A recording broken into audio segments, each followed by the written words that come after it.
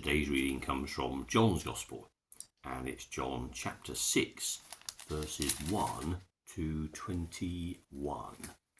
Last week in our reading, we heard from Mark's Gospel what happened before and after the feeding of the 5,000. And today in John's Gospel, we hear of that miracle. So, John chapter 6. After this, Jesus went across Lake Galilee, or Lake Tiberias, as it is also called. A large crowd followed him, because they had seen his miracles of healing those who were ill. Jesus went up a hill and sat down with his disciples. The time for the Passover festival was near. Jesus looked round and saw that a large crowd was coming to him. So he asked Philip, "Where can we buy enough food to feed all these people?" He said this to test Philip. Actually, he already knew what he would do. Philip answered, "For everyone to have even a little, it would take more than 200 silver coins to buy enough bread." Another of his disciples, Andrew, who was Simon's brother, said, "There is a boy here who has 5 loaves of barley bread and 2 fish." But there will certainly not be enough for all these people. "Make the people sit down," Jesus told them. There was a lot of grass there. So all the people sat down. There were about 5,000 men. Jesus took the bread, gave thanks to God, and distributed it to the people who were sitting there. He did the same with the fish, and they all had as much as they wanted. When they were all full, he said to his disciples, "Gather the pieces left over. Let us not waste any." So they gathered them all up and filled 12 baskets with the pieces left over from the 5 barley loaves which the people had eaten. Seeing this miracle that Jesus had performed, the people there said, "Surely this is the prophet who was to come into the world." Jesus knew that they were about to come and seize him in order to make him king by force. So he went off again to the hills by himself. When evening came, Jesus' disciples went down to the lake, got into a boat, and went back across the lake towards Capernaum. Night came, and Jesus still had not come to them. By then, a strong wind was blowing and stirring up the water. The disciples had rowed about 5 or 6 kilometers when they saw Jesus walking on the water, coming near the boat, and they were terrified. "Don't be afraid," Jesus told them. "It is I." Then they willingly took him into the boat, and immediately the boat reached land at the place they were heading for. So there are a couple of stories here, a couple of miracles that John records, nature miracles, whereas in addition to those there is an awful lot of symbolism and an awful lot going on. Just before chapter 6, Jesus has been in dialogue with the religious authorities of the day, and after a long debate arguing the point of his healing of someone on the Sabbath, he says to them, "I know what kind of people you are, and I know that you have no love for God in your hearts."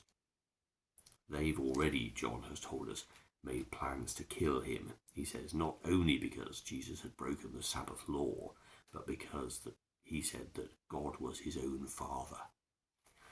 So they'd already seen what Jesus was doing, and the most recent thing was healing somebody on the Sabbath, making them better, and they decided that he needed to be killed. It was the only way to rid themselves and the world of this disruptive force, this force that challenged their own authority through no other problem than their own pride and their own ignorance and their own blindness. Jesus wasn't on a campaign to get rid of them. It was just the fact that they, in the face of God in human form, saw nothing but challenge and a threat to the status quo.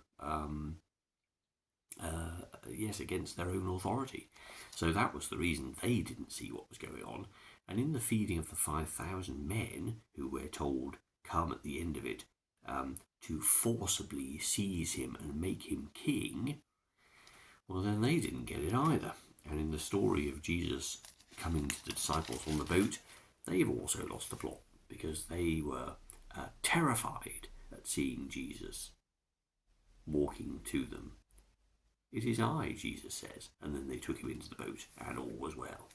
So we've got sort of three sets of people here, haven't we? We've got the religious authorities, we've got the crowd, and we've got Jesus' own disciples, all of whom in his presence totally don't get the point of why he's here. And this is just a fascinating thing to unpack, isn't it? Because obviously John is very concerned with that central theme of seeing and believing. Why do people see Jesus? And some of them understood what it was and some of them didn't. But here we've got people who are confronted with the physical presence of Jesus, God in human form, and we see that God doing what?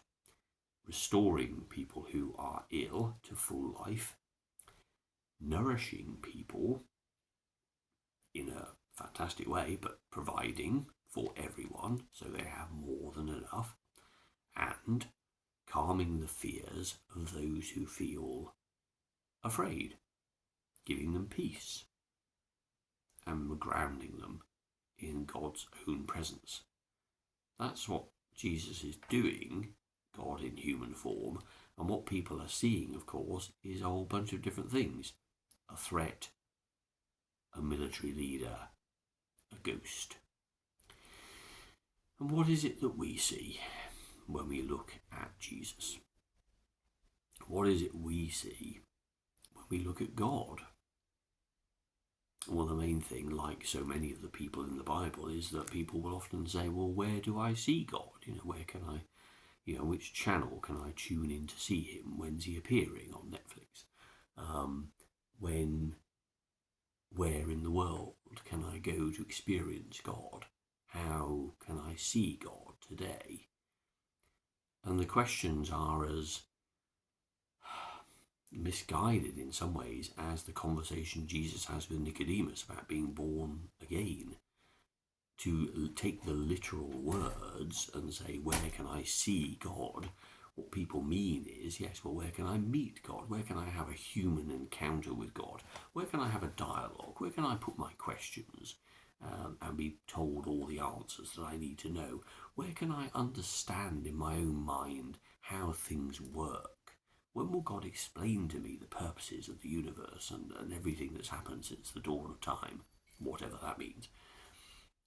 And these are human ways of interacting with nature, and it works on our macro level and in our human relationships, but it doesn't work with God. So every time these three archetypes of the religious authorities, the crowd, and the disciples, every time they encounter God in human form, they don't get it because they're looking through their own frame of reference. They're looking through their own lenses. And this is entirely forgivable because that's what we do in life. That's how we survive. And that's how we've evolved. But it isn't what we do in relation to God. God is something quite completely different. So how then do we get an experience of God? Well, the answer to that is not usually by our questing, though every single individual is made by God and loved by God, and God is in their hearts waiting to come home. But their story is unique. Every single person. We can't talk in any kind of generalizations because that's what we do as people, isn't it? We try to work out a statistical probability for something so that we can logic and reason things. We say, well, it could be this, it could be this, it could be this, but on balance, the most likely thing is this. And again, that isn't the way that we deal with God. God comes to us because we are unable ourselves to come to God through our own will, through our own intellect, through our own logic, through our own reasoning. The experience of God is always a gift of God.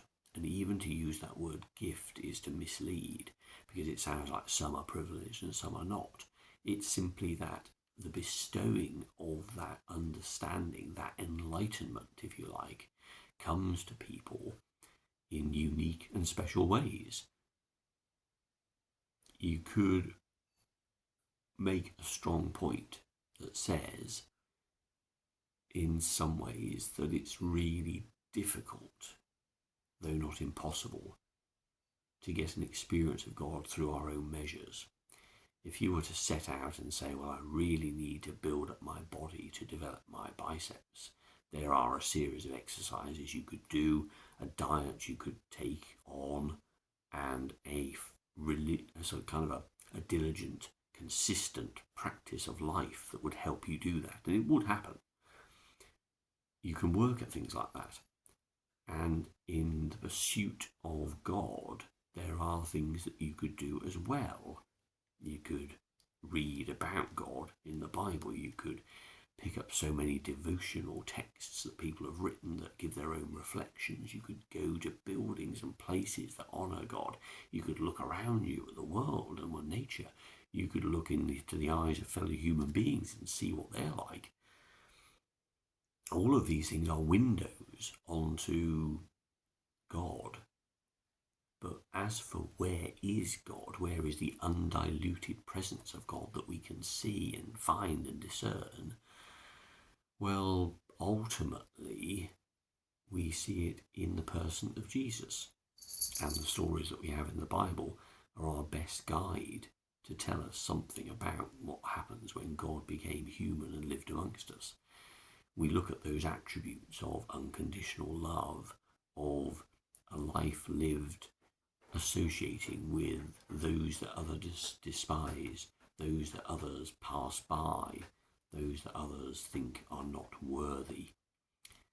And we look at all those attributes and all that behaviour, and we see unconditional love. And that's what God is. And that's what we see in Jesus.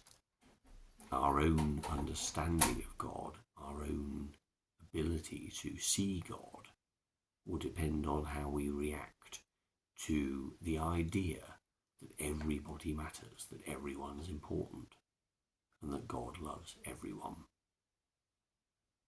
If we can grasp that simple fact and understand that for us too, that is our calling, to do what God does, which is love the world without reserve, to see no difference or prejudice, then we may come closer to understanding God, or getting a sense of God in our hearts.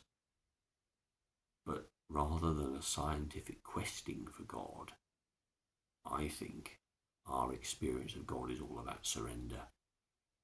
It's all about peeling away the sense that we are in control and that we are at the centre of the universe, that we are all and everything, and that our own understanding is what is paramount, and that we can treat God like some kind of physical fact or evidence in a world which is, of course, bound by particular wavelengths of light and size and distance and time in a way that we don't understand.